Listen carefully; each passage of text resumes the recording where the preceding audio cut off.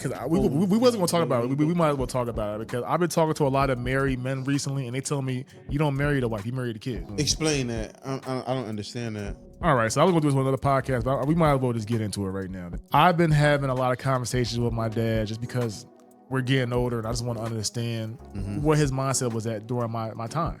I asked him, did it bother him that his grandfather had multiple families? And my dad said no. He was like, I mean, my dad came home every day. That would matter. He said, when I was a kid, as long as the man came home and paid the bills, that's all that mattered. I was totally shocked by the answer because for me, if my dad was to have multiple families, I don't think I could ever forgive him. So when I told my dad that, my dad was just like, well, to be honest with you, I probably wouldn't have stayed with your mom if it wasn't for y'all. He was like, a man don't marry the woman, he married a kid.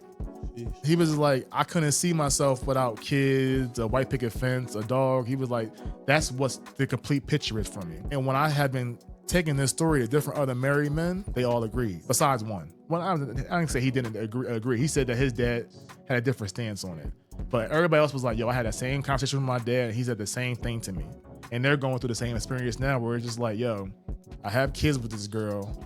I don't really love this girl, but I love her because what she gave me through these kids and what she does for me and this kid. So do I marry her for these kids or do I marry her for her? And I will tell you, 8 out of 10 people I talked to all had that same sentiment. So for me, it's just like, are you marrying for love of that person or are you marrying it for the love of the kids?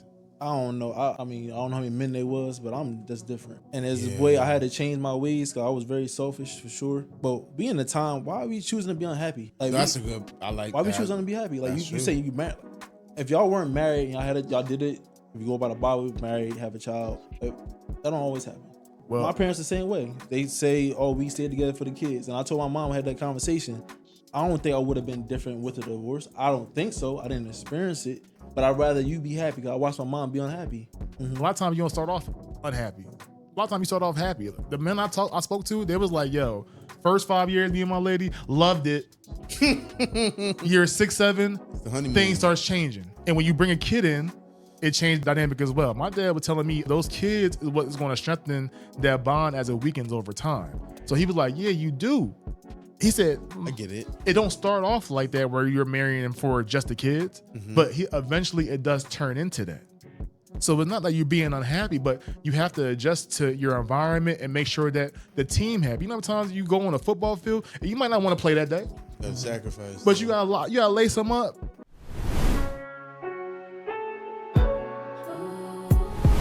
I just feel like a lot of times, like with that first girl, I was on lover boy mode. Like when I'm on like lover boy mode, it's like they like it for like a month, and then something happens where like something just changes.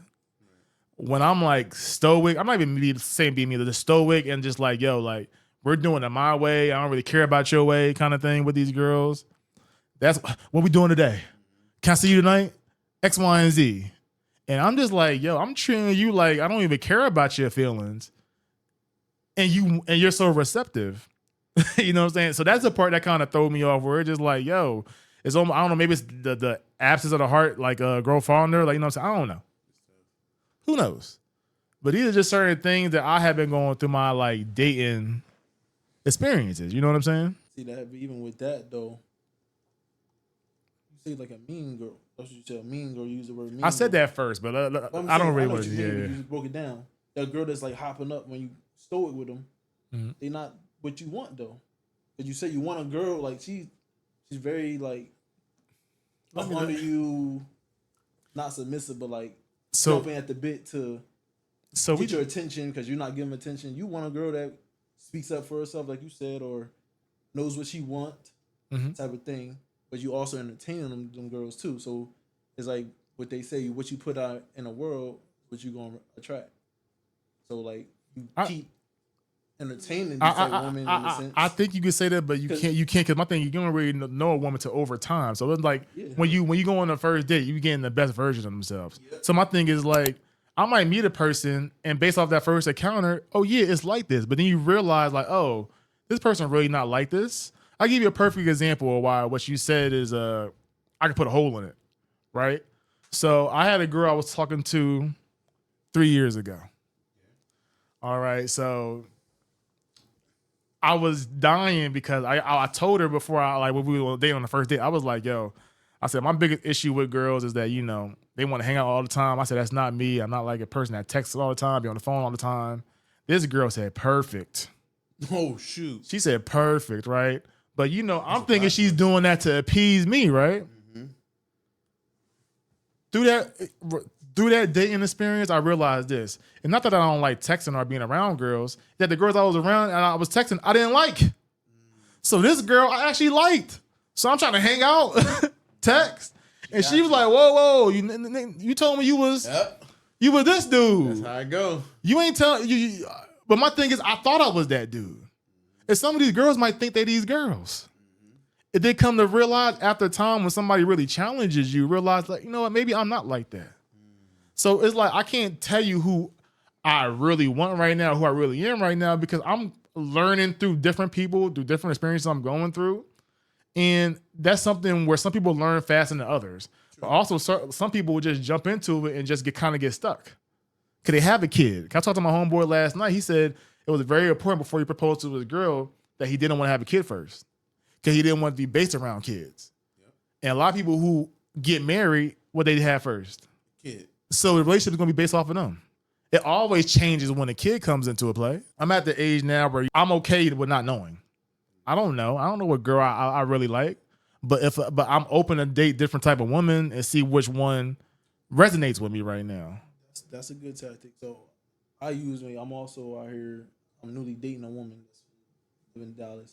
One thing she taught me, and when we go back when I was the talking phase with putting back to the drawing board, I said, all right, bet.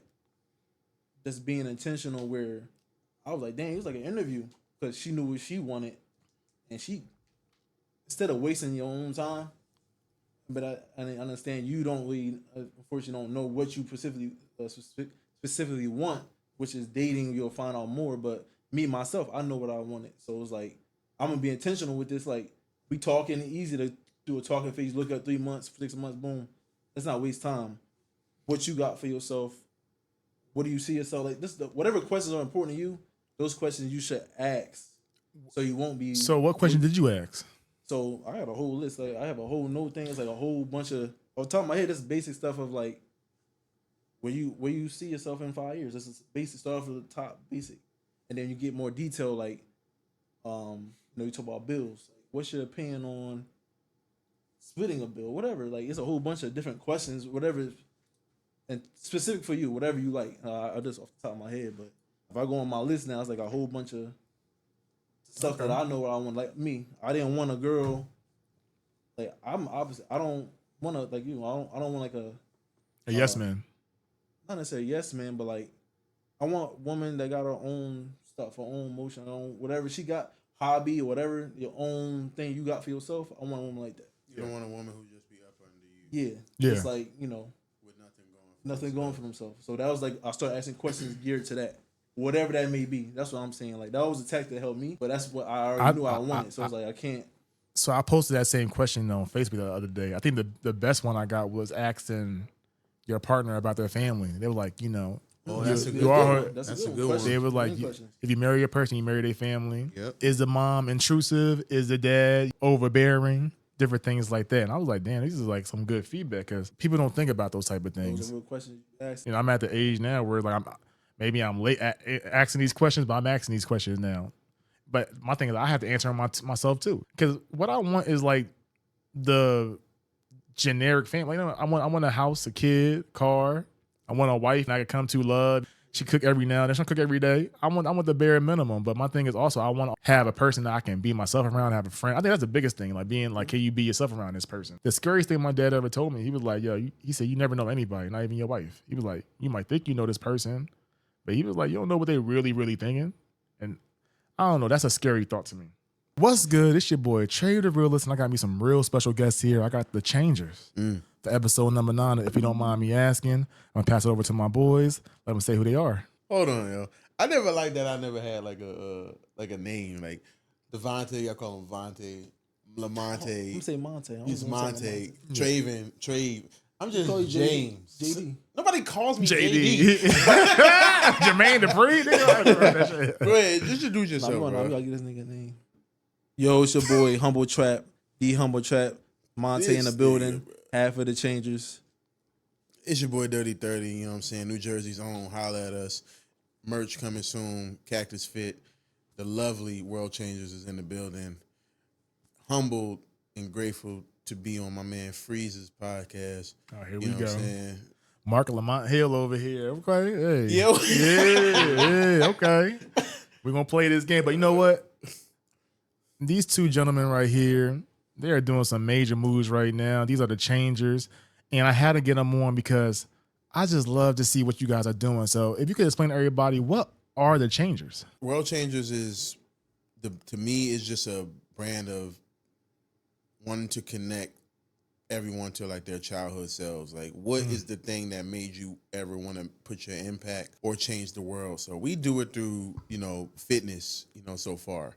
World Changers is a brand just full of positivity. I just want everyone to follow our moves and just be inspired by it. We just go by consistent actions that cause true undeniable success for individuals that try. For individuals that try is the main print of the whole thing. First thing you need to do is not be afraid to try.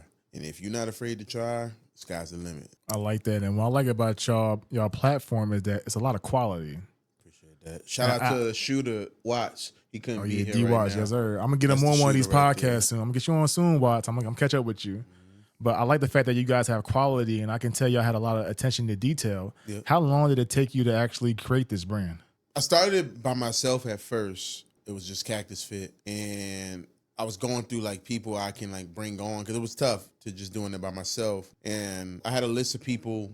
At that time, I don't think me and him was even speaking like that consistently. I was in California and he was in New Jersey. I just called him one day and was like, started this brand, it's Cactus Fit, it's fitness. I see us both trying to get into that type of thing. Like, how do you feel about joining? And, I think it was an easy ask.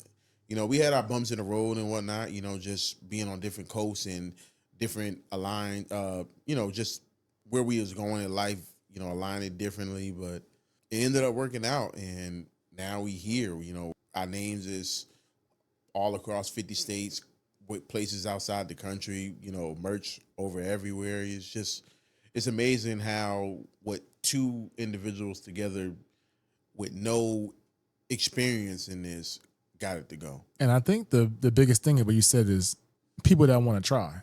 And I think that's half the battle, you trying, because if you put yourself out in that arena, you can actually play. If you're still on the sidelines, you can never actually play the game. You can't really complain about how your life is going. Right. So I love that for you guys. And I love the fact that you guys focus on fitness. So I know we spoke before, James, but like, when did y'all really lock in on your fitness? It was like, you know what, this is what I need to focus on. Good. For me personally, definitely the transition. I think that COVID time, I think for anybody, when you got to look in the mirror during that COVID time and kind of really losing yourself. But me personally, I lost myself. Mm-hmm. So I'm just looked in the mirror one day. I looked up. I'm like, man, we played football. We was in the gym heavy all the time. I'm not in the gym looking at myself. I'm not happy with what I see. You know what I'm saying? So just me getting back into what makes me happy. Mm-hmm. Look in the mirror, I wasn't happy. So what you got to do? You got to try. You got to go off that bench, put in the work. So at the end of the day, that's what I started doing. But you did it kind of different. You went the bodybuilder route. Yeah. So how was that experience? It's still an experience. I'm still going through it. It's teaching me, for real, a greater respect. Because the hardest thing to do, which is so easy, is the discipline. And with bodybuilding, you got to be super, super disciplined. It ain't easy. Depending on your circumstances, it could be easier than for others. But, it's something I wanted to embark on, challenge myself for real. You can put weight up, but like just the mental challenge of being disciplined, consistent, it actually helped me also in just everyday life. So just, and surrounding myself around certain people in the gym as I started getting back into the gym heavy, then it's like I started watching and seeing other people. I'm like, let me try this myself. Let me challenge myself. Mm-hmm. That's it. So that's really why I wanted to get into the bodybuilding. And what I like about y'all platform is y'all make it look fun. So how do y'all keep it fun? That's just me. Yeah. I make it the standard to really not be afraid of letting my inner child show. So I look at life like it's not that serious, bro. Like, you know, at the end of the day, you're gonna make mistakes. It's gonna happen. You know, I don't think any of us in here came from wealth. So a lot of these trials and tribulations that we go through in life, it's just you learning things. So me, that's just how I don't mind being the butt of the joke. So if I could get in front of the camera and just make you smile, make you laugh, I feel like that makes you more comfortable around us. And then with you being comfortable around us, it makes it more easy for you to support what we do. You know, the serious stuff, that's for some people. But me, I want to be inspiring by making you smile and laugh. And then in that laugh, you take away like, dang, that was funny. But he's right. I see what he's saying. You know, that's just how I've always been, man. I just want people to walk away from me and experience me with a smile on their face, bro. So that's how you keep the fun in it. What about you? First and foremost, is loving it. That's why it's fun, and then being with this fool right here. Yeah. So, you know, you 15 plus in. So that's another thing with us. When you say it looks fun, it's easy because it's natural. I met him 7th, 8th grade. You know, we got that time in, so it's like it's natural. I had to say for us, it's natural. It's come easy. It's not hard to try. Even that little period you say we wasn't talking as much due to trials and tribulations, figuring out life, going to college, you know, try to find yourself on different coasts and stuff like that. Yeah. When he made that call, it was quick for me. That's the end of the day, I'm loyal. So that's like my brother. So at the end of the day, it was nothing. And then we come back together and it's like we never left. You know, at the end of the day. So it's like he made it easy for me. Gilly and Wallow. Yeah. But I was going to say, I'm on your ass too, yeah. But I was going to say though. Start for you. Yeah. For your pause there. All right. What I was going to say is we do go way back. Yeah. And I remember those gym sessions where we would partner up, have our partner. I used to be with Brandon lifting weights. But as I got older, I realized I don't really like working out with other people. So do y'all prefer lifting by yourselves or with the partner? I prefer lifting by myself. Me too. I do prefer. Yeah, but I don't speak in the gym, bro. Yeah. Like, people don't believe it. I'm shy. Even with the funniness, me being funny really? in front of the camera, I am a shy person, bro. So I'm like the person in the corner, like just chilling with my headphones super loud. Like I don't hear nothing. So yeah, I like working by myself because everybody can't pace like you. And me, I like to go. I don't like to be slowed down when I'm working out. So yeah, I prefer by myself. I'm the same way. I don't want to be slowed down or slow somebody down. I remember when I used to work out with Brandon. I used to be like, "Yo, Brandon, slow the heck down!" we gonna be here. But like I said, I like that personality that you guys have, and what I do like is that y'all show me more about the gym culture, where it's like there are different type of gyms. Like like the gyms y'all be going to be looking mad cool. How do y'all find these gyms? Like, it's like a secret club? What's going on? Nah, it's really. I think it's social media, man. Social media has gotten so powerful where you can find anything by just going on your phone. You know what I'm saying? So social media, and then just with going to those gyms, you learn about different events. Like we went to, was it LA Fit Expo? That was our first event. And we met so many people before they were famous. Like shout out to Swole and Cranon. And what's the guy that be putting his face in the ice bowl? Ashton Hall. Okay, yeah. We met him before he was big, and the first thing he said was he loved our shirts. He was taking a lot of L's lately, yo. Nah. Well, you took the L to speed, yeah. Talking about racing and stuff, yeah. But his numbers is going up. But he been taking L's in the comments. I been reading the comments, but yeah. But I respect him for taking that risk though. He wasn't scared to. That's what it is. End of the day, his pocket. Hey, I'll be the butter. You said butter of the joke. Butter of the my joke, pockets bro. ain't no butter of the joke. You're right about that. You're right about that. See how I go full circle? Come on now. So what I do love is that I see with you guys is that they are supportive, but also is like, is there a negative side of the fitness culture? Because I be going on these fitness pages and they be like, yo, you're not natty, you're not I don't know what none of those terminologies mean, but a dude might supposed to be like, hey, I'm like 2 years natural. And they be like, no, you're not. Like you've been juicing, you've been doing X, Y, and Z. And I'm just like, no, you're not. And I'm just like, I thought this was a supportive community. But I'll say this too, because it's more, even on the powerlifting side, because it's different tested and non-tested events. But like with the bodybuilding, I would say that's more open now. Back in a couple years ago, maybe, and I'm still new to the bodybuilding field and realm, but people are a lot more open. Like people try to claim natty. Now people tell you what they own, tell you the perks. Like if you really want to try it, you try it, but that's your own personal thing. But like it's not. I don't think it's as frowned upon as it once was. Yeah. You know, so at the end of the day, I think they got a lot more respect of being like considered really an athlete, you know, as professionals, you know, in a craft of like bodybuilding. And unfortunately, that's why I said I want to try it for myself as a challenge. I don't know if I want to go there yet, because if you're going to go to that level, unfortunately, you're going to have to take certain things just to get. You don't think that's cheating? I mean, you don't think if somebody doing some type of performance enhancement, you don't think that's cheating the game? I mean, it depends what you're going for. If you cheating if you're doing an event or a competition that the people are natural, then yeah, you're cheating. But like, you get think about the Olympia. Explain what the Olympia is. So Olympia is an event for the top professional bodybuilders in the world. Okay. So it's an invitation only. By qualifying, you have to do maybe, I don't know, it depends what your ranking is, but sometimes 1, 2, 3 events. So my coach, shout out to Justin Ballerina. He was in Olympia last year. His first time appearing in Olympia last year, he placed 14 out of like, I think about 60-something, 70 people in his class. Okay. He's in a class of Chris Bumstead. Okay. So this year and coming up in October, he only did 1 show this year to qualify. So that's why I said I don't know how the ranking work, but he only needed 1 show.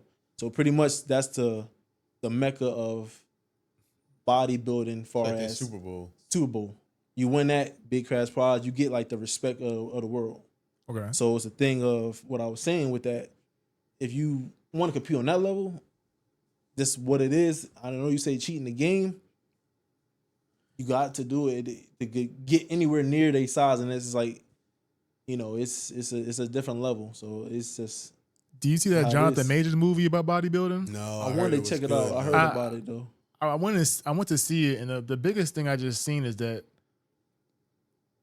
genetics is a big part of it, and that even if you are taking some of these enhancements, your body might not fill out how you might see yourself. Mm-hmm. So I wonder, do some of these enhancement jobs somehow affect some people mental as well? Because that's what he was going through. Like, it was almost like he felt like he was never good enough, even though he had a body I would die to have. Mm-hmm. But he was just never like, yo, I gotta get bigger. Like, my delts aren't big enough. My lats aren't. It's just like, dang. Mm-hmm. Like, if I want to know whether it's like the dark side of bodybuilding. Like, does it make you feel insecure in any way, or does that just keep boosting your confidence?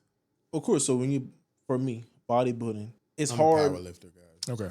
So they say comparison to thief of joy, right? Mm-hmm. You still gotta have a blueprint, because you really don't know. You can have a vision of your head of where you want to be, but at the end of the day, you gonna look at a mold of somebody else and be like, oh, I want to be like that. So that what he had in the videos, what I hear all the time, I haven't really experienced it yet because I'm not on that level of bodybuilding, but it's called body dysmorphia. Mm-hmm. Yep. So it's like you're constantly looking at your body, but you're looking at this next person that may have won that show.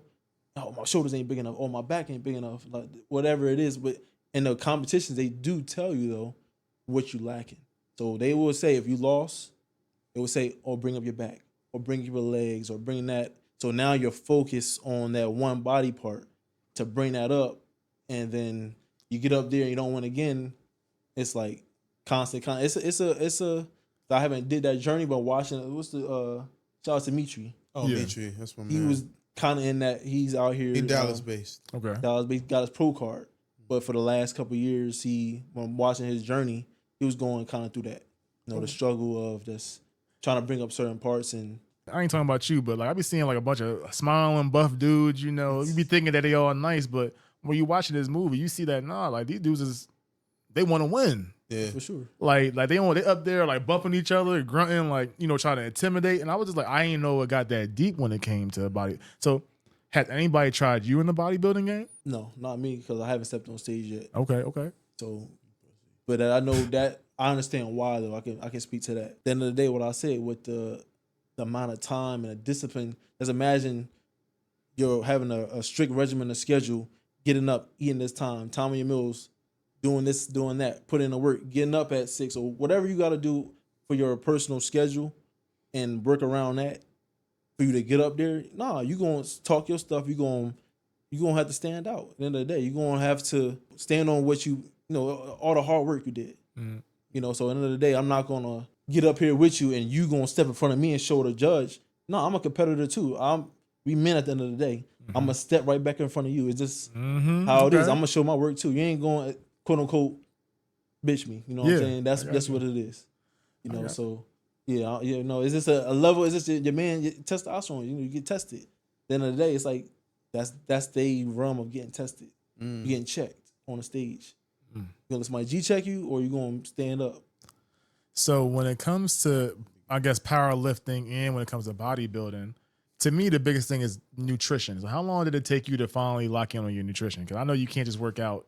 You can't outwork a bad diet. So I know that's a big thing for you guys.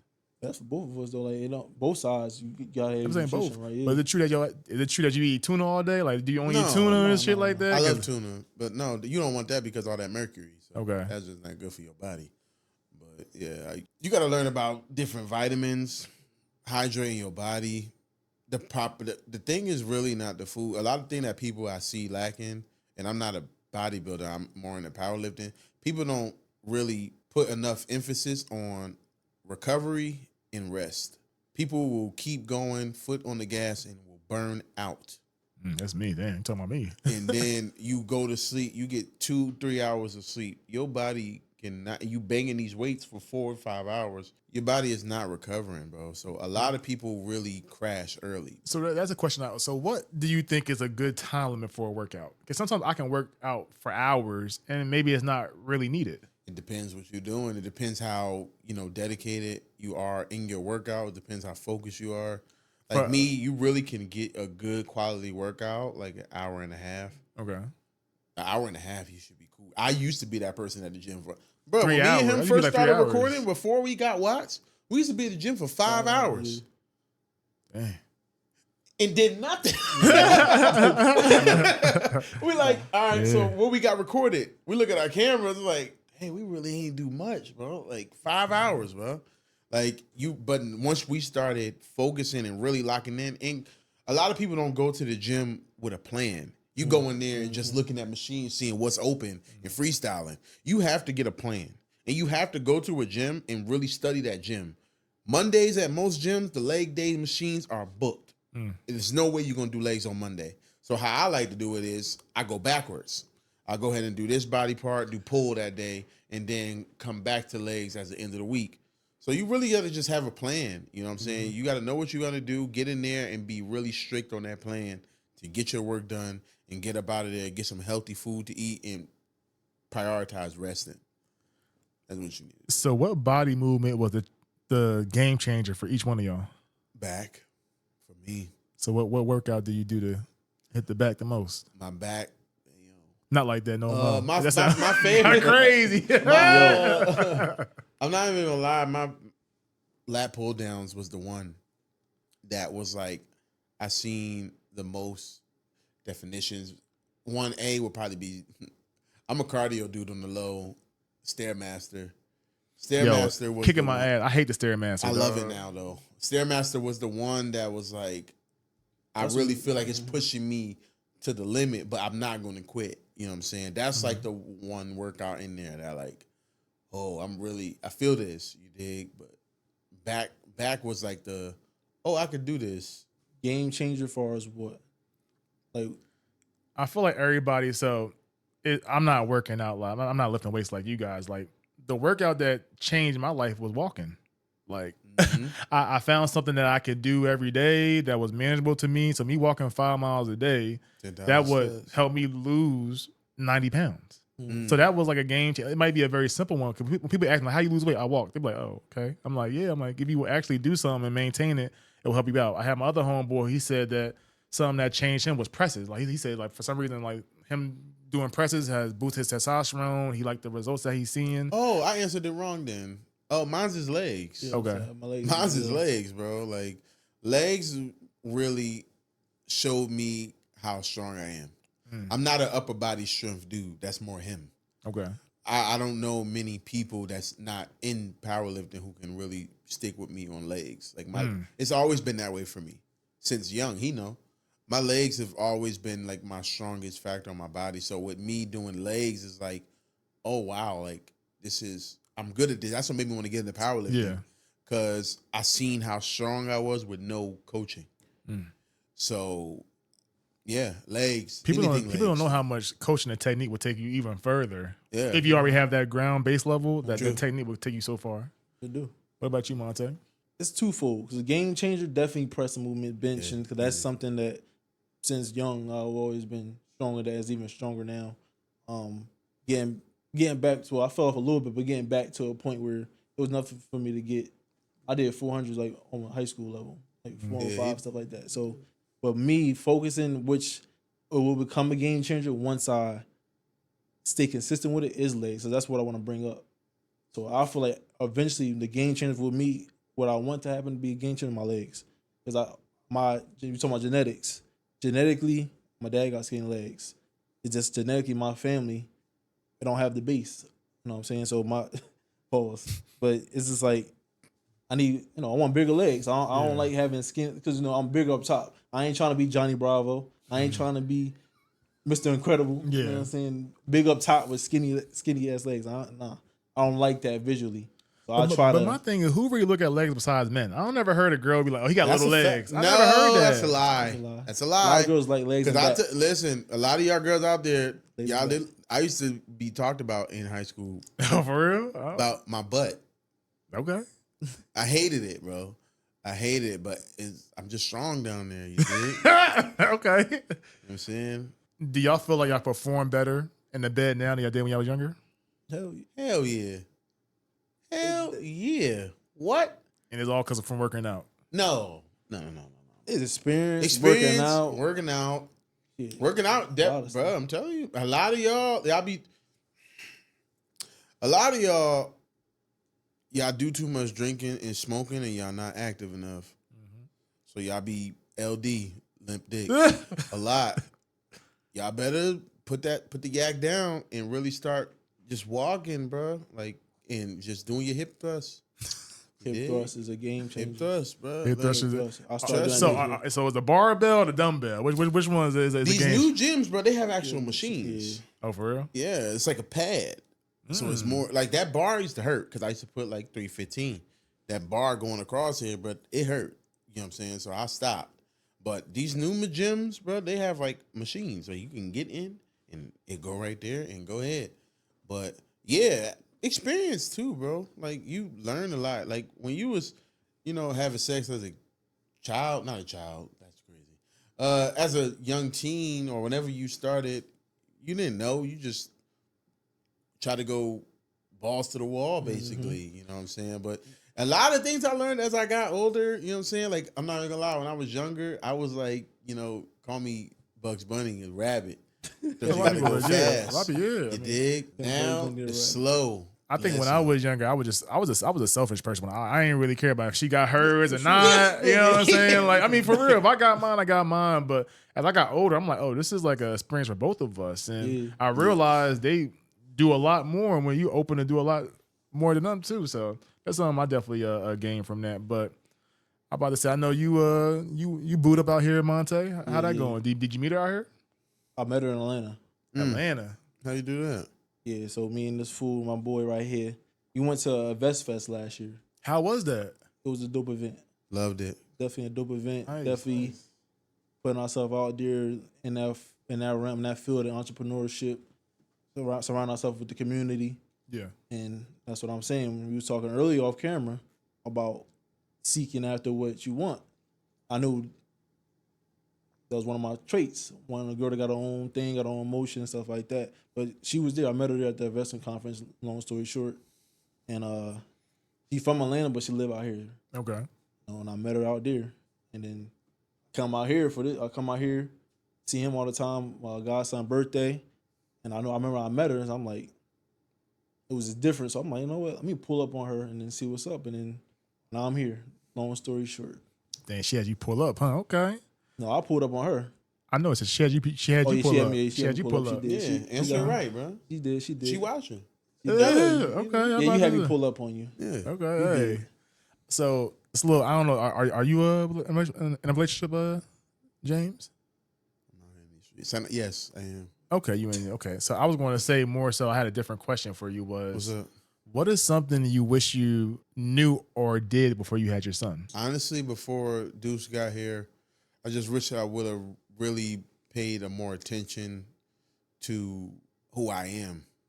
I thought I knew who I was at that time, but I wasn't prepared. I wish I would have went to therapy before my son and really healed like the inner child of me. Yeah. Because the one thing I see with him, which is just kind of like reverse how everything is going, it really feels like I'm getting the chance to parent him in the way that I wanted my parents to parent me. It's kind of crazy how it's going because my son, he see it.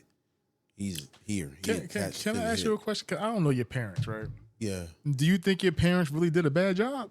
I'm not Like how you saying they turned did out? a bad job, but I was the quote unquote the bad child.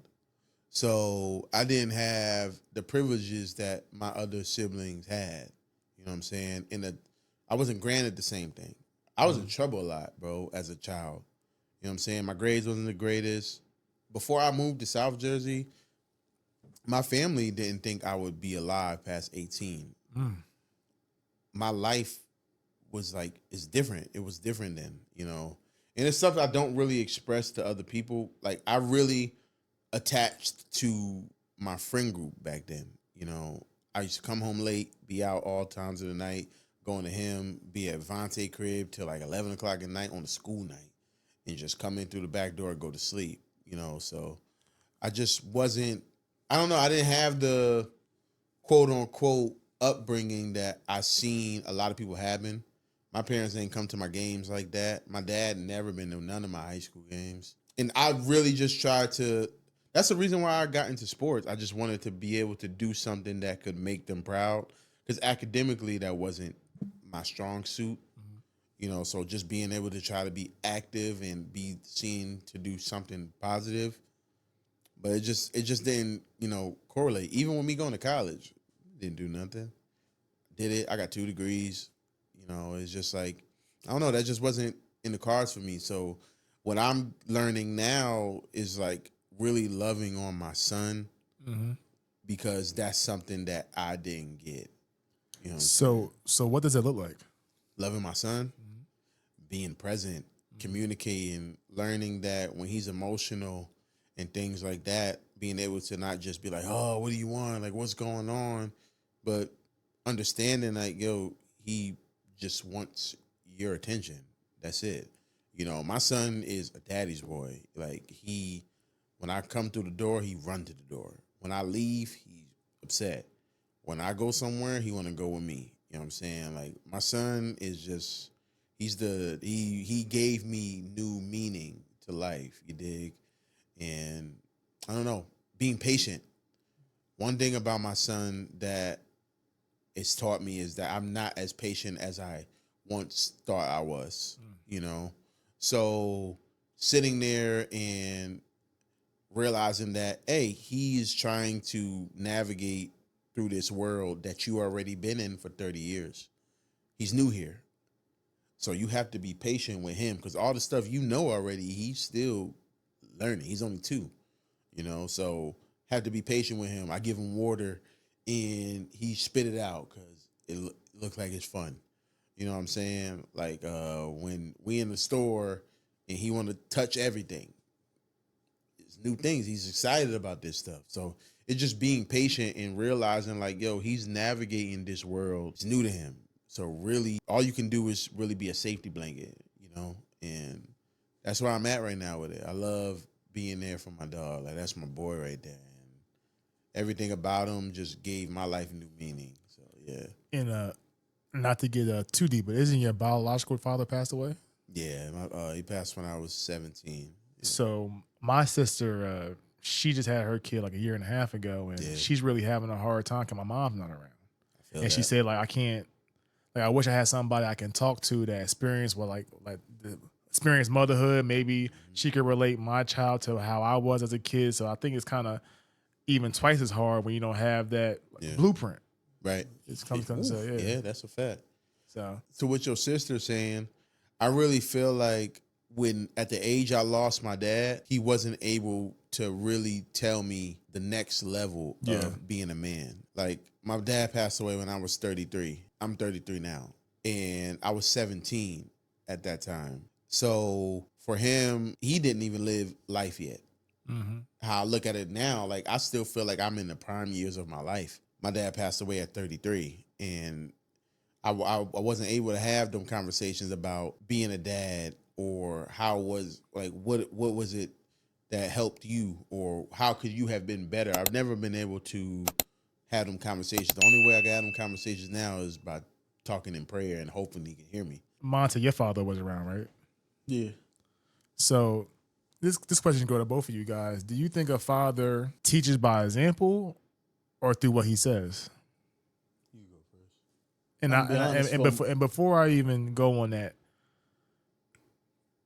I feel like my dad, through example, showed me how to be a great father to my son. Like, my dad was, I loved my dad growing up. He was a great father, but I don't think he showed or verbally taught me how to, like, be a husband, be a something outside of just being a protector to his kids. Mm-hmm. So a lot of the black men I talked to, they said that a lot of it comes through the example, but I wanted to do other races. Like, do parents actually, like, I never had like the birds and the bees talk with my dad. I never had talks about women until I was like a grown adult. Mm-hmm. Where I think some people might be a little bit open to do it when they're younger. So I want to know, like, is a dad supposed to sit you down and, like, kind of teach you life verbatim, or are you supposed to just be observant of what he does? That's a deep question, because I'm it's kind of similar to you. Like, my dad was a president of the household, but if I'm being quite frank, it wasn't, I guess, the example he showed maybe financially. I will say he stepped up when a time of need of, I seen my mom struggle, later, definitely during the recession time later, I see him step up as a man financially. Outside of that, it wasn't, I didn't have, that's why I said I had a dad president in a household, but he wasn't there. Like, he didn't go to my games. I didn't have no conversations. He didn't show me how to be a great husband, father, none of that. These are things that I had to seek the world after. And like you said, having that conversation later on. A couple years ago, I had that conversation with my father. Once I realized I became a man, I learned things on my own. Now I'm going back enforcing this conversation man to man. But I feel like us, especially in our community, we are, and I mean, no matter whether you like it or not, we have to be those generational curse breakers. Yep. I think all of our families, this hearing to all three of us, we dealt with the same, in some type of form or fashion, from our parents, because they were kind of accepting, I don't want to say product of their environment, but what they saw from their parents. And they didn't, I guess the times is different. We grew up in a different time. So I'm gonna play devil's advocate right now. So I'm so conflicted because I agree with you, tenfold. I agree with you, but part of me also kind of feel like our generation or the one before us is the one that kind of took the family traditions off track. Whereas, like, nowadays, I don't really see any type of traditions in families. I don't see no, how can I say, real family traditions being held. Where, like, even though back in the day it might have been tougher, I do feel like, you going off of what your dad did, what your mom did, it set a certain standard that kept all of us up. Because what I see nowadays, especially in the black community, is I was talking to my dad yesterday about this. And I said, I don't know whether the black community past like the 80s and 90s really taught us how to be men and women.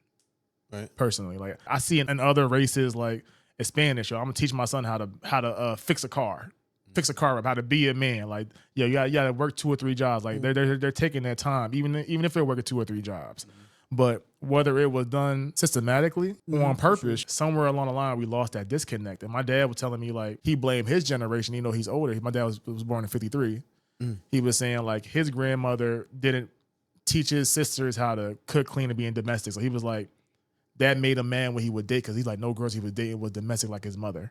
You know what I'm saying? And back in the day, it was like, yo, I'm not saying it's right, but there was roles. I'm not saying that need to be roles now, but I do feel like every team need to know what their role is. You got to know, all right, you got to block this man, and I got to run through that gap. You got to know what the assignment is so we can all reach a clear goal. And I feel like now everybody want to be coaches. Like, nobody want to be players. And I don't know where we lost that at. And I can't really say, and then go back with your whole thing with your father is like, for me, is like, I talk to my dad all the time about, like, hey, how I think it should be. And he tells me pretty much like, yo, like, that's like you kind of being childish. Like, we men. Like, my dad told me, he was like, I can't really see myself just being with one woman the rest of my life. and not even to where he say he can be with different women. He said, I need kids. I need a picket fence. I need a dog. He said, I just don't see myself to be with one person the rest of my life. He said, I need like a family. And I feel like, a lot of times that's what us men want is a family. Indeed. You know what I'm saying? And I feel like, when I talk to my dad, he tell me like, hey, like, I did it because my dad did it. I couldn't really get mad because all he knew. I know better now. You know what I'm saying? We all know better now. We can all make changes now to make it better. But my thing is, I feel like sometimes when are the changes needed? At the end of the day, like, are the changes needed? Like, I think it's almost like TV and shows nowadays. It's like we have too many options to pick from where it's like we don't know what to pick nowadays. You know what I'm saying? Like, there's too many options where back in the day it was like, all right, a man was supposed to pay the bills, come home, provide, even give his check to his wife. Yep. He don't even see the check. He just he gets a check, give it to the wife, and she take care of home. I know women who say like, yo, I'm okay with my man cheating as long as he take care of home. Don't bring it back home. Don't bring it back home. And there are women in our generation like that who will still have that mentality. Do I think that's right? No. But there's something where I feel like if it's not broke, why fix it? Like, if it's been going on for decades and decades, it's like, how can I really fault my dad for how he did? Now, definitely I'm going to do things differently, but I was just like you, where I was questioning my dad, where I understand your dad did it and that's what you seen, but you could have did different. But how likely is that really? Like, you can see on social media, people always follow people. Like, people are natural. They go with the flow of that time. Mm-hmm. You know what I'm saying? So it's difficult when I try to judge my dad because, as you said, I'm getting older. I'm 32. Right. I'm at an age now where I can not say understand, but I can understand the reasoning behind it all. So it's one of those things where it's definitely hard because it's like you want to make changes to advance, but you also don't want to lose what kept you true in the beginning. I think that's the beauty. I think we gotta realize the times we in too. Mm-hmm. We gotta advance. Like, end of the, we said systematic. It was systematic at certain because we have access today. That's why I don't like to compare all the time to the previous generation to now, because we do have a privilege to actually pick certain. Some on social media, we don't have to consume what they throw at us. We have the option to choose. I think that's a perk. I think that's a positive. So we can fine tune what we want. We have access that they didn't have access to. Mm-hmm.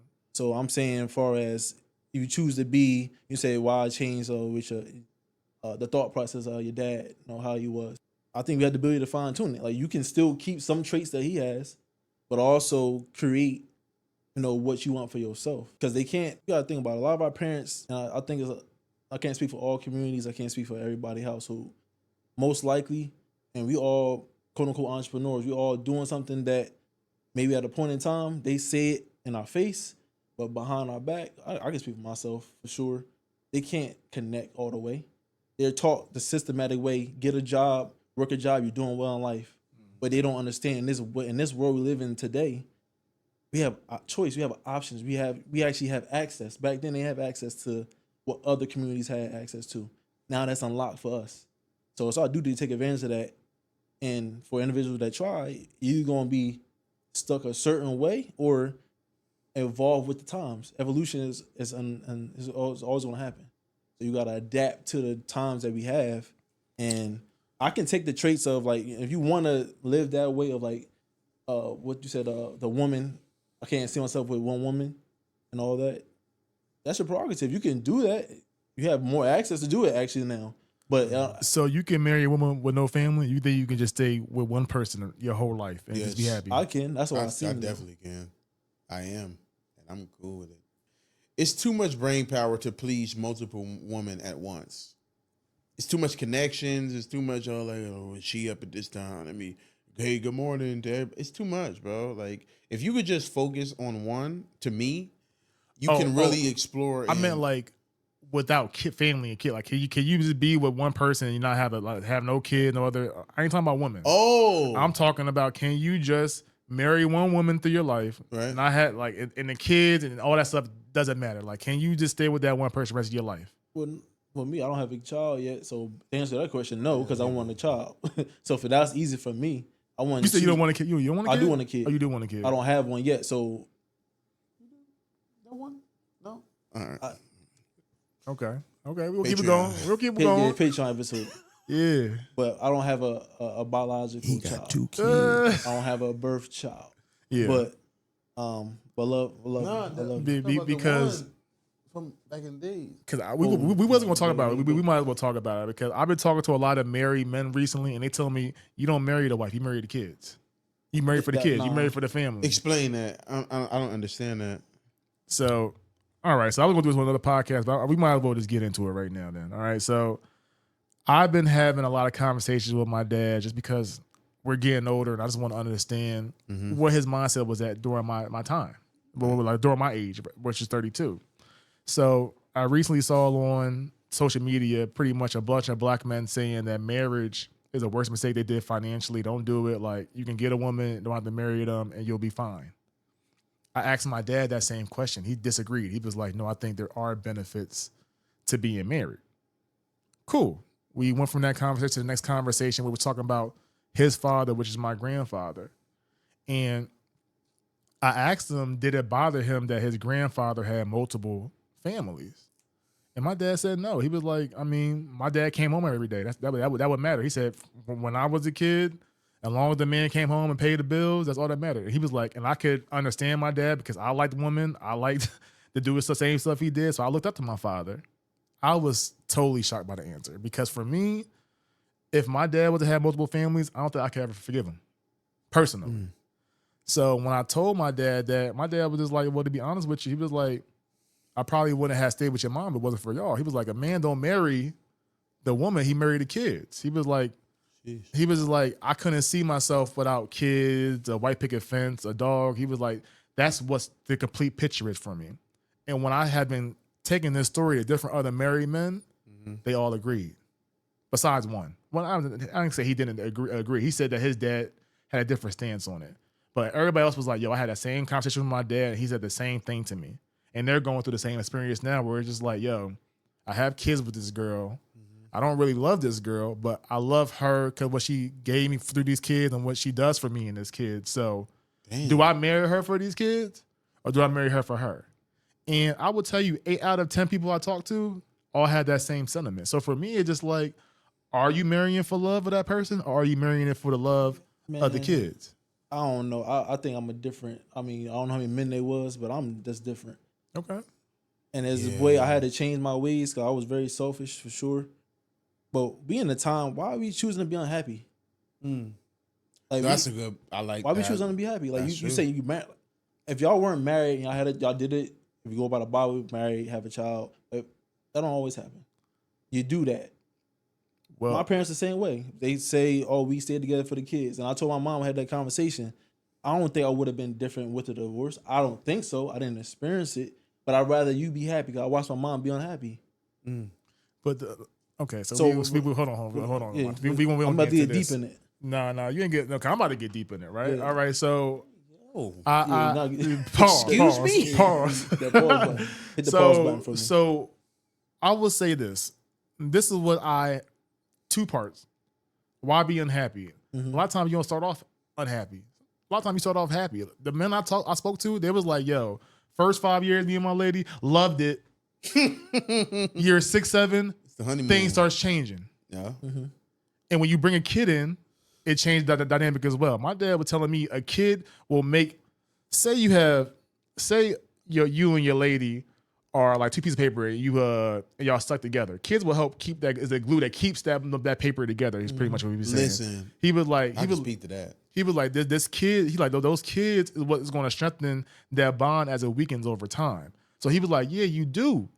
He said, I get it. It don't start off like that where you're marrying him for just the kids, but eventually it does turn into that. So it's not that you're being unhappy, but you have to adjust to your environment and make sure that the team happy. You know how many times you go on a football field and you might not want to play that day. You gotta sacrifice. But you gotta lace them up. You might got hit too hard. I can't go again. But you get up for your team. But I said the same thing, not to cut you off. Okay. You can use a football terminology. And we talk about this.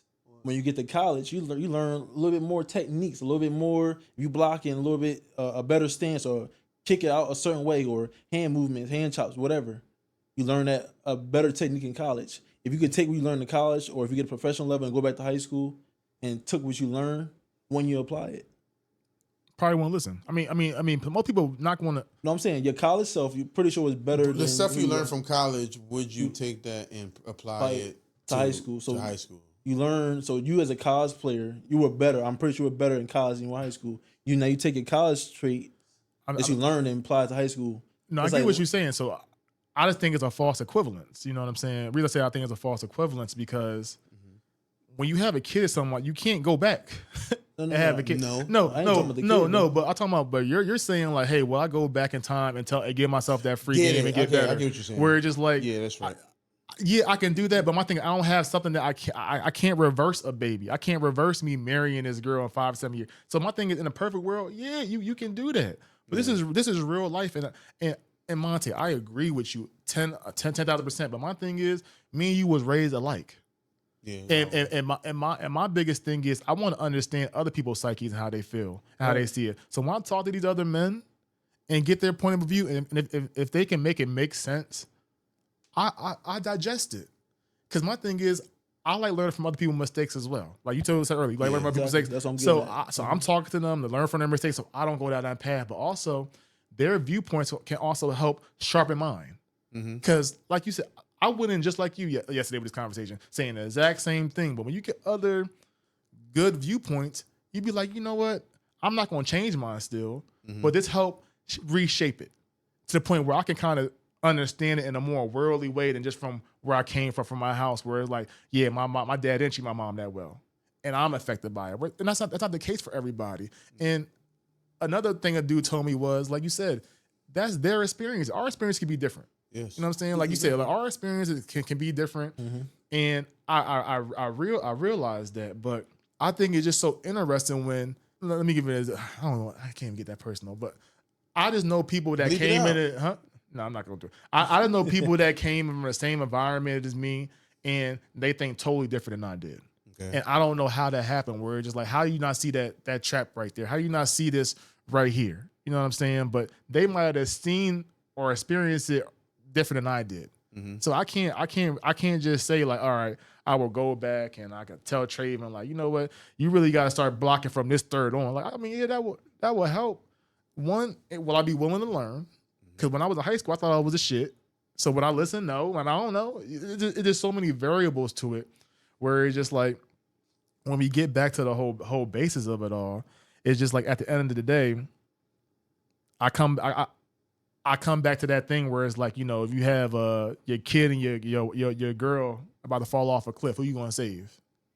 You know what I mean? A lot of people say that. A lot of people on social media say you should save your wife because you can make more kids. Yeah.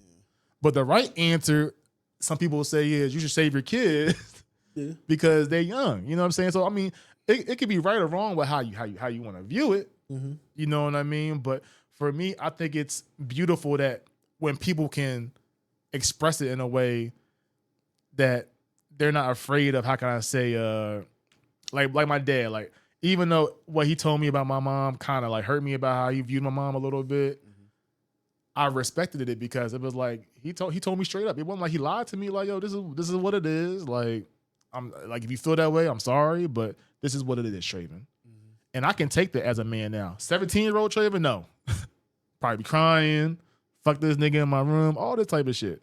But now, that's my dad. Come on, we not talking about that. Come on, but as a grown adult now, I can sit back and realize and be like, I get it. Yeah, I get it a little. I don't understand it, but I can get why you took that step down that way. I'm not going to take that step down that way, but I can see why, and I like having these conversations because you think you're not going to take a step down that day, and that's the thing. I really think we don't look at it as adults. You don't ever know which situation that you don't know how you're gonna act in the situation until you in that situation. Everybody like, oh, he took that step. I would never do that. And then you at that moment and you did the same exact thing. So at the end of the day, you don't know how you will react to things until you are in that moment. Shout out to the people that you was talking to that said, you know what I'm saying, like, I'm with old girl because of the kid. But like he said, man, you got a choice at the end of the day. At the end of the day, you have a choice, and you need to stand on that choice. If you aren't happy, let her go be happy with somebody else. Don't sit there and just waste any time. Because what the thing is going to happen is when your child gets older, they are going to not dislike her, they're going to dislike you. But what's happiness? It's a case by case basis to me. It is a case by case basis because we was talking about it earlier. Is a comfortable home is happiness to me. Like you said earlier, I would have been happy. Well, when I was younger, I said, man, why would my mom just divorce my dad? You know what I'm saying? Like I said, I wouldn't care. Now that I'm grown, no, I would have cared. Yeah, it would have affected me. You know what I'm saying? I actually respect the fact that they did stay together for the kids because I don't know how that would have affected my mental psyche through the whole experience. So for me, it's just like the happiness. I think when you're married with family, it goes just outside of just you. Like I feel like right now, if you're saying you want to be happy, I'm thinking you're thinking about yourself. No, what would make my son happy, my daughter happy, my wife happy? Because my thing is, you can fall in and out of love, and that's what I kind of learned is that you can fall out of love, but there's certain things that can bring you that fall back into your love. Because I was talking to the one dude yesterday. He was like, being a father, he was like, I have random moments where I'm like, yo, my life is amazing. But he said a lot of times it'd be about so much bullshit you kind of forget it. He's like, I might be riding home from work one day and I'd be like, yo, I got a son. Yeah, I got a wife at home. 100%. Like I'm happy, but he was like, I don't think that all the time. Like a lot of times I'm stressing, trying to figure things out. Because you're trying to build Rome in a day. That's the one thing about becoming a father and a provider. You try to think of how am I going to figure this out and get this done now. But life ain't like that, bro. It's a day by day basis. You dig? People just we put so much stress on ourselves for the high expectations we have on ourselves. But we are in a tough time right now. We are heading to a recession. If you don't know that out there, it's not the same as like our parents had it cheaper at times. Like who knows? Like in California, gas is $8 a gallon. Like you sitting here just trying to pretty much figure it all out now, and you ain't doing nothing but putting unnecessary stress on yourself. And then that stress, because a lot of us don't know where to channel it, now you bringing that stress into your home. And the first person, you dads out there, the first person that's gonna feel that is your son. Like, dang, children feel, bro. You know what I'm saying? And as a father myself, I've learned that. Like, and my son's only 2, but you're learning every single day. Like, I used to be like, man, I was cool being unk. You know what I'm saying? With no kids. I was cool. I didn't have my first child till I was 30. I was good. My whole 20s, I was get up and do whatever I want. It ain't like that no more, bro. You just gotta. And my last question to the whole happiness: are men supposed to be happy? Yes. Are men granted like hell no, we ain't supposed to be happy. I'm just saying like we I feel like the real men I know AMGs sacrifice the most. You have to sacrifice for your kid. You might have to be with this lady for a little bit because she is doing right by you and your kids. It's just like sometimes as a man, you losing on that point. I understand. I can finish it. I want to hear your point afterwards. So, the general man, you're supposed to put yourself above the family because you're the umbrella. So. Okay. I lost you there, so let me know where your viewpoint on that. You back on track now. You said you're supposed to sacrifice to be with that woman. Like, as men, we're supposed to lead. Yes. So develop yourself as a man before you even. That's a problem today too. There you go. You focus on these women, and then men be all sorrow, like being all down, feeling sorry for themselves. Be men in this room. Let's keep it P. End of the day, if your situation ain't set, I care for you. But you're going to make sure you take care of yourself, your situation first. At the end of the day, men, they might feel sorry for us. You know what I'm saying? You got to go get it. You got to go do it. You got to go take care what needs to be done. You know what I'm saying? At the end of the day. So it's like, get yourself a certain status first to make yourself, you don't got to be happy for yourself. But that's like the perfect world. I thought you spoke like the perfect world. Happy for you could be, like you said, happy could be whatever happiness is for yourself. There's no general... My real thing is, I think this key word happiness is, I think happiness is fleeting. I feel like a happiness is a feeling that's here today, going tomorrow. So if you basing all your decisions off of you being happy, you're not going to go far in life. That's what I'm really trying to say. I don't make my decisions off of everything just because I want to be happy. If that was the case, I mean, I mean, that's what I'm saying. Like when you talk about happiness, I'm just saying like, I don't think happiness is the deciding factor when it comes to love in the family. I feel like it's a part, but I don't think it's that big of a deciding factor that oversees everything else. Cause I'm about to say it's a feeling that comes today, it goes tomorrow. Not necessarily. You can keep it forever as long as you say happiness for me. Damn, is achieving. Yeah, because that's like that's crazy. I mean, but I can't come from what you deem as happy. I'm not happy. Yeah, Happiness for me is for myself. The base root ground, the base level goals I set for myself, achieving those goals. Because I think Deion Sanders said something like this. Somebody said something with Shannon Sharp, and you think about it. They say achieving your goals is a gift to yourself. Yep. That's what he said. So it's like the happiness for me is achieving that goal that I set out for myself. Yeah. And if I achieve whatever that goal is, whatever that is, you could just say, or put a 20,000 in bank account, 100,000 bank account. If you achieve that, you're pretty sure happy and you can do what you need to do or live free. Whatever that is, you can stay happy, but you got to set a bar for yourself. I agree with that, but you also still kind of prove my point because if you set a goal, I got a PR that I want to squat 500 pounds. I hit it. I'm excited. Next hour is probably gone. I'm not at that same level. So I gotta chase that next PR, chase that next happiness. So my thing is, you want to be happy, but my thing is that is always going to level up. Whether it's you getting the son you always wanted, you married. Like my thing is always going to. You're chasing it. You know, I feel like happiness is something you chase. That's life, though. So you're looking at. Not to cut you up, but that's what life is. How I look at life, I don't view life as stagnant at all. When I leave this earth, I should be constantly. Look at the billionaires. They can retire. Why don't they retire? They got all the money in the world, but they still go and work and do the next thing. So they achieve this. I bought this company. Now, what you said, the next level, I'm gonna go here. They can stop, but they don't. But you know what a lot of these billionaires say? They be like, once I got like my first 100 mil, I stopped getting happy off it. Like they're still doing it because it's part of their programming. But my thing is, they're not as excited as they was with their first. Everybody told me like their first meal is like the most exciting thing. Like your first couple meal, that's what you get excited about. Once you start getting into the bills and shit like that, these motherfuckers are still depressed. They're still lonely. They still have issues. It stops a little bit, but for me, I think happiness people want that. But like for me, I look for contentness, and contentness can be different for each person. Where like for me, content could be me on an island with my family and everybody come visit me. Like, you know, you got to find what level you at and then be content at it. Now, if I keep trying to get all the money in the world, I'm never like it's never going to be enough.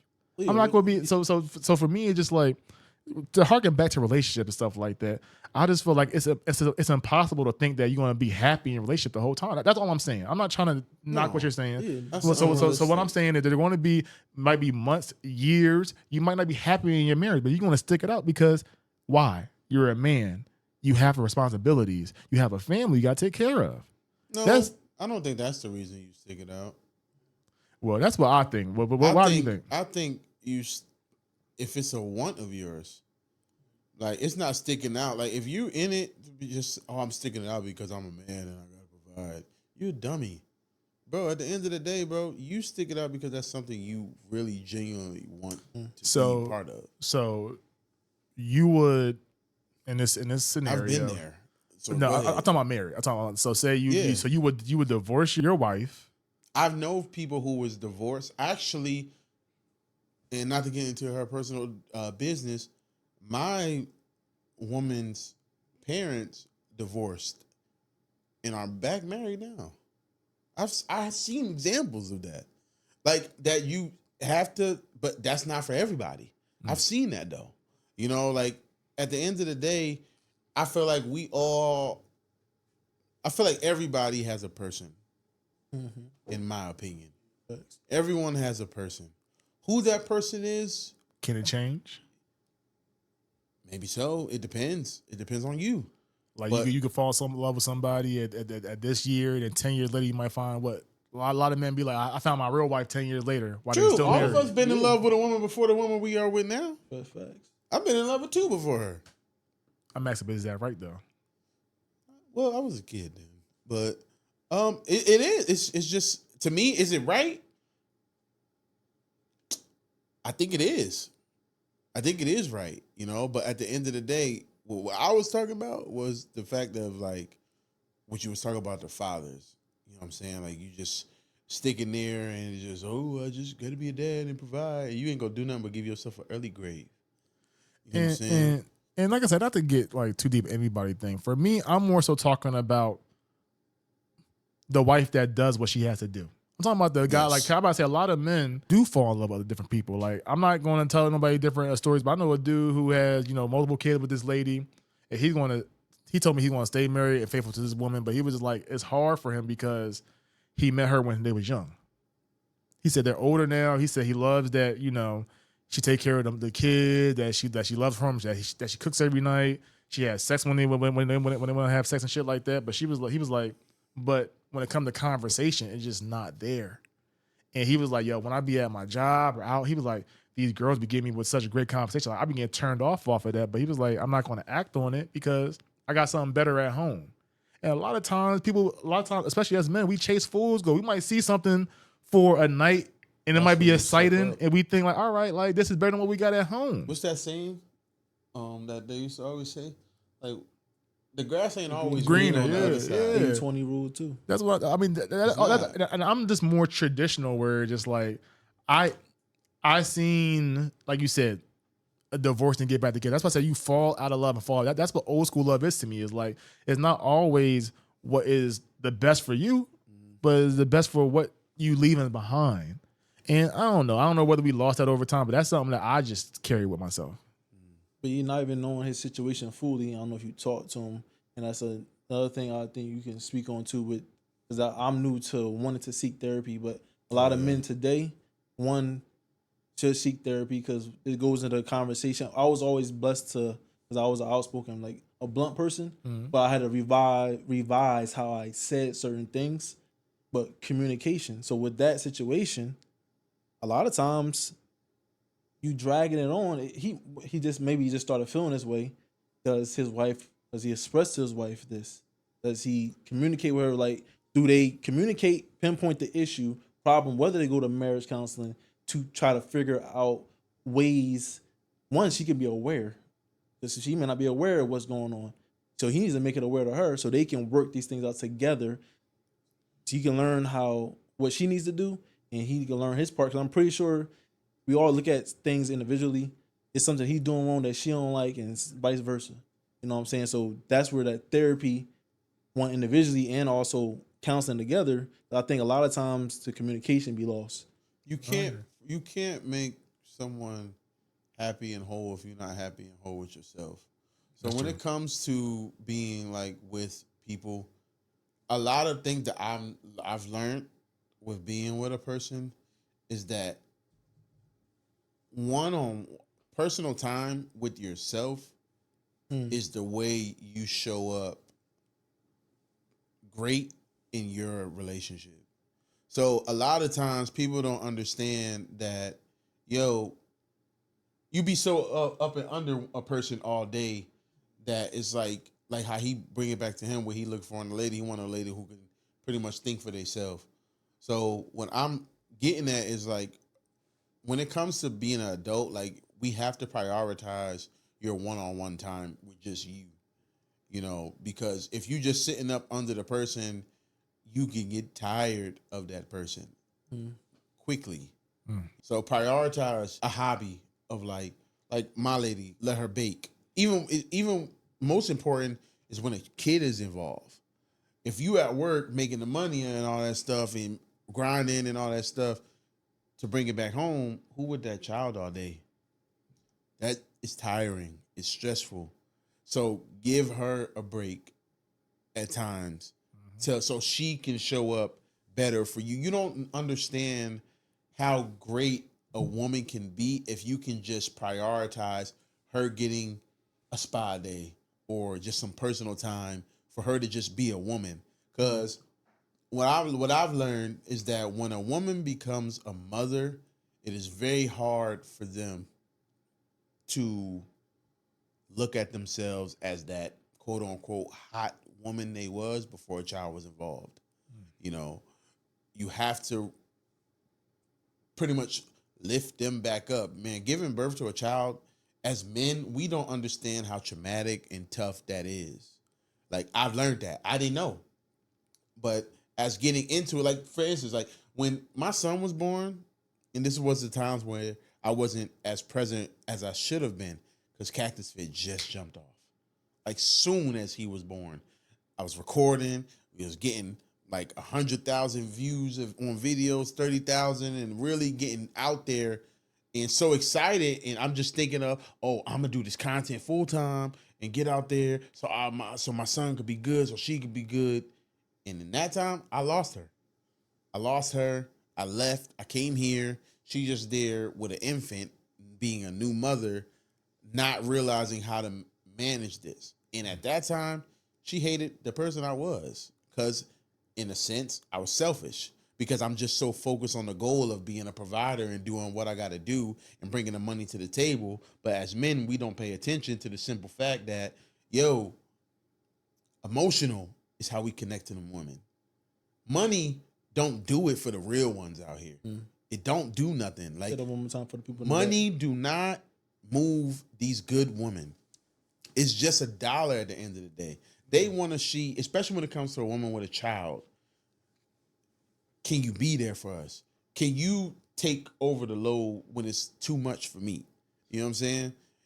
But as men, we so selfish to success that at the end of the day, you just think it's like money, how to get to the next dollar, how we going to make more, I got to pay the bills and provide.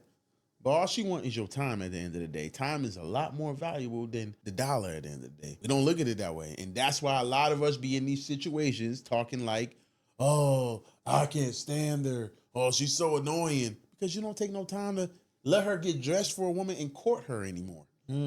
You dig? You sitting there being lazy, giving her the same booty ass strokes, and you sitting there looking trash. You know what I'm saying? A lot of these dudes today, and we so infatuated on the woman shaking ass on Instagram that you're not looking at the great woman holding your damn household together at your home.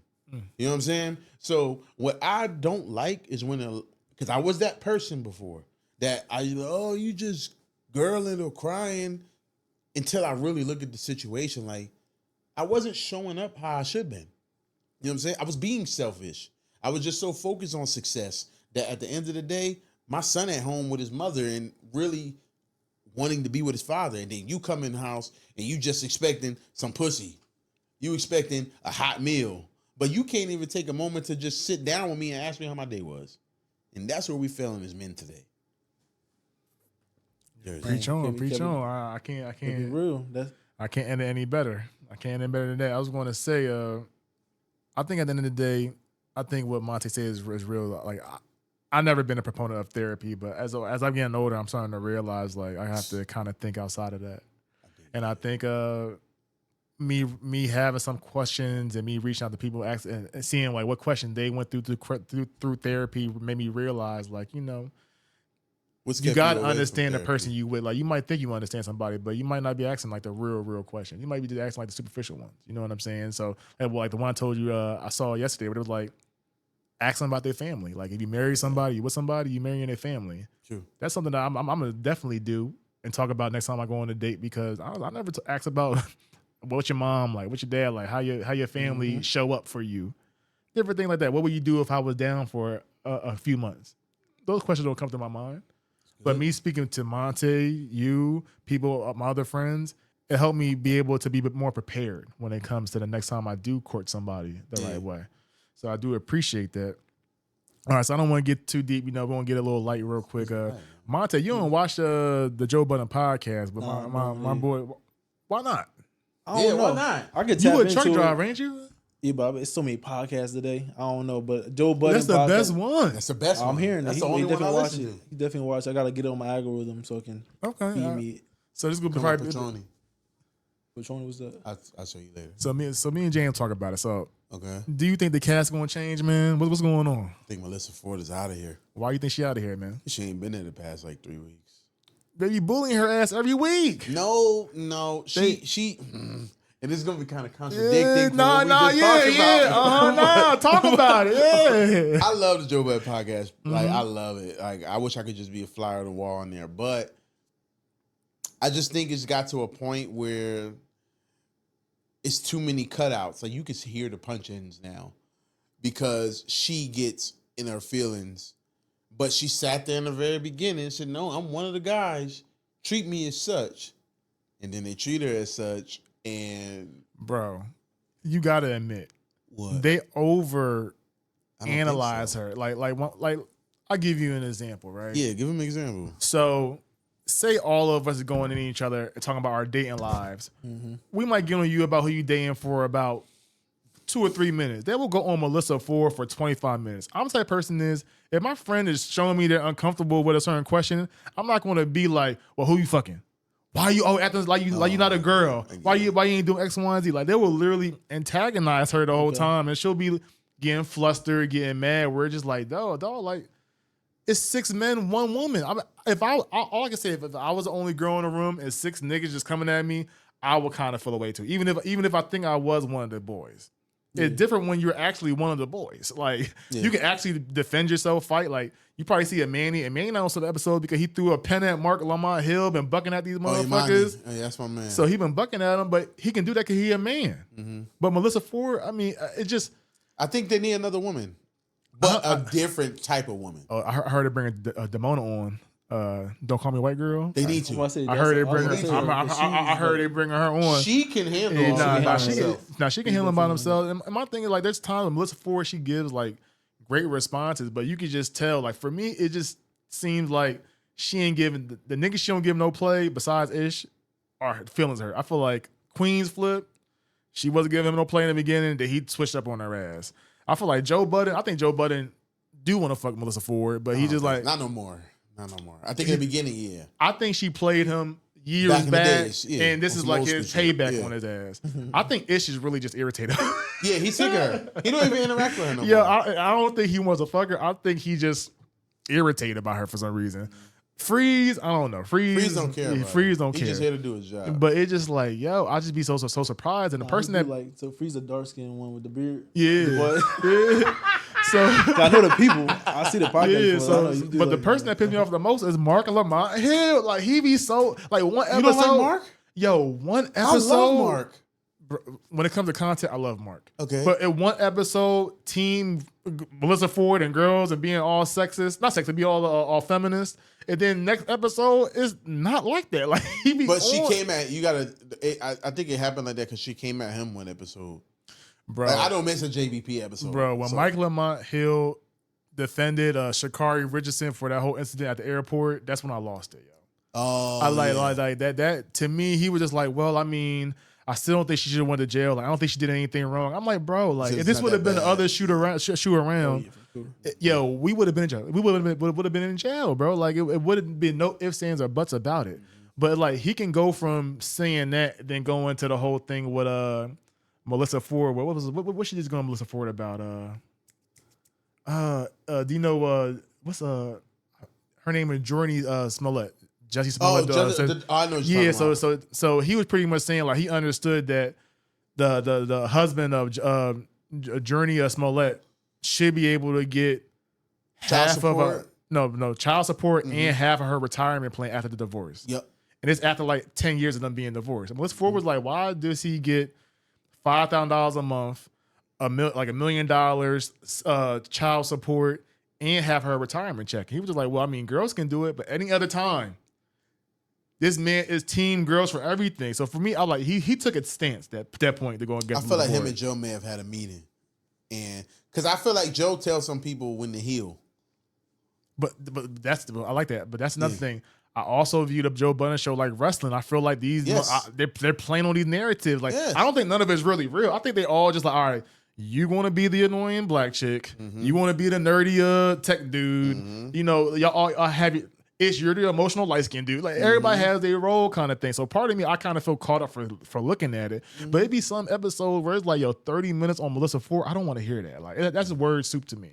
Like, even if she is being dismissive, just like, all right, next topic. All right, we're going next person. But it'd be 30-minute topics on just Melissa Ford.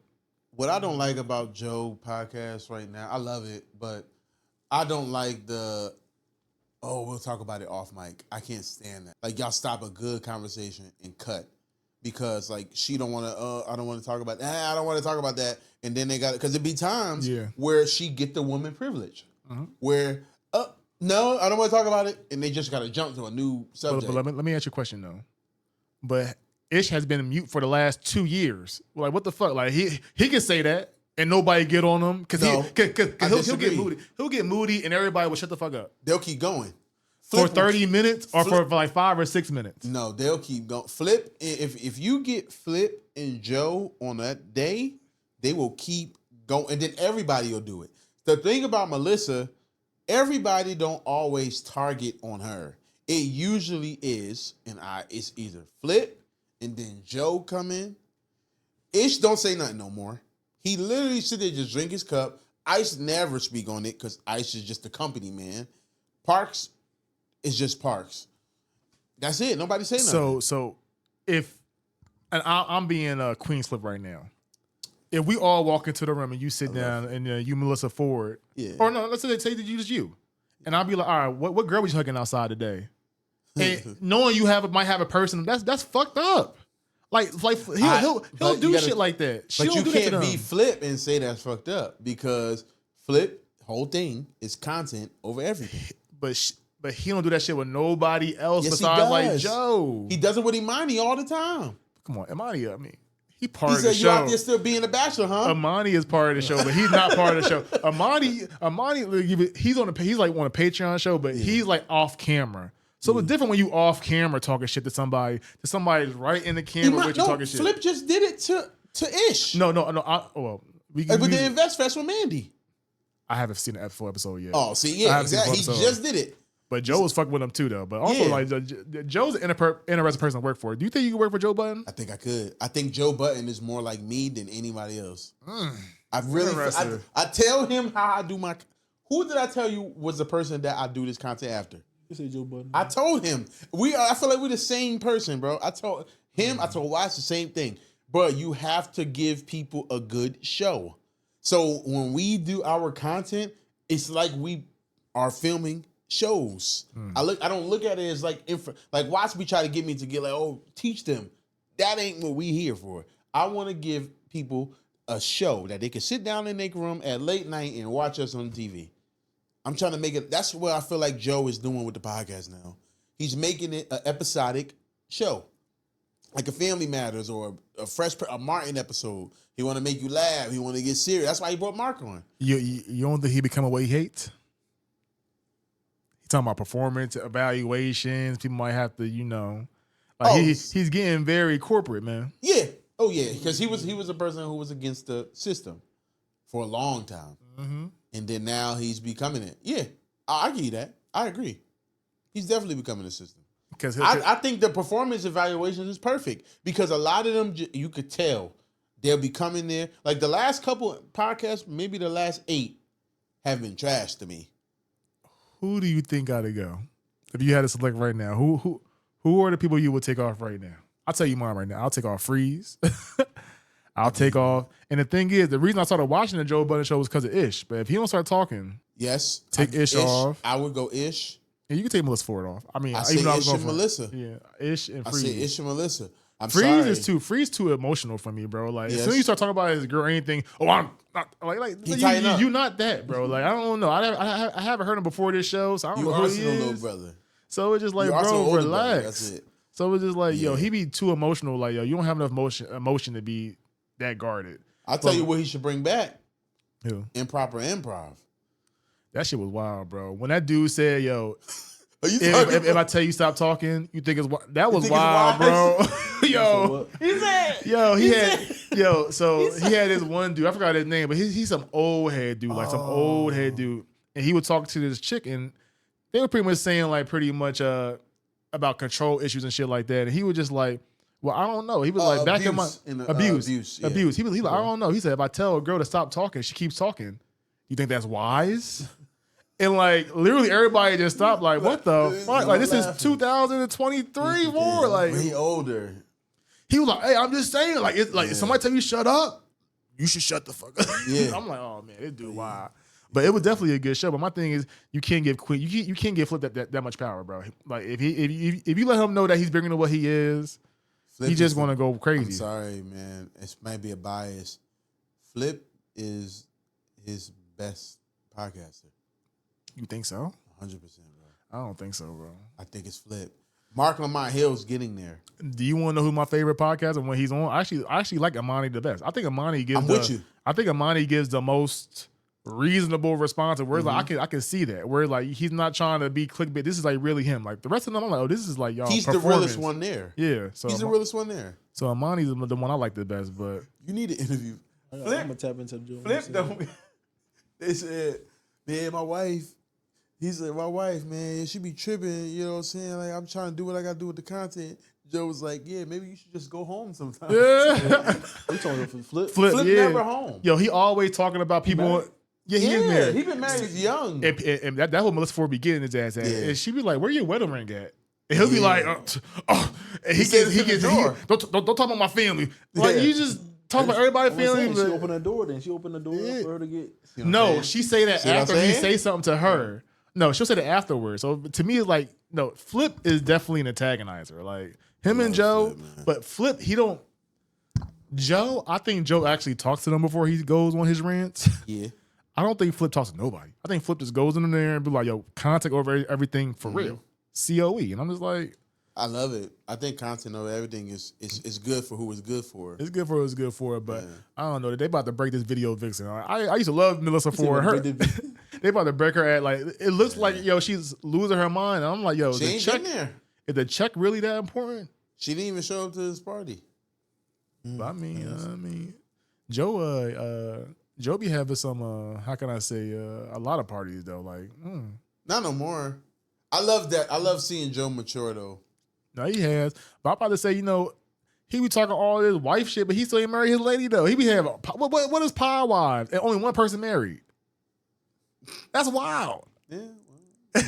Yo, he named the thing pod wives, and he's not married to his lady. And mind you, his girl is beautiful as hell. Woman. But to me, it's just like, bro, it's just,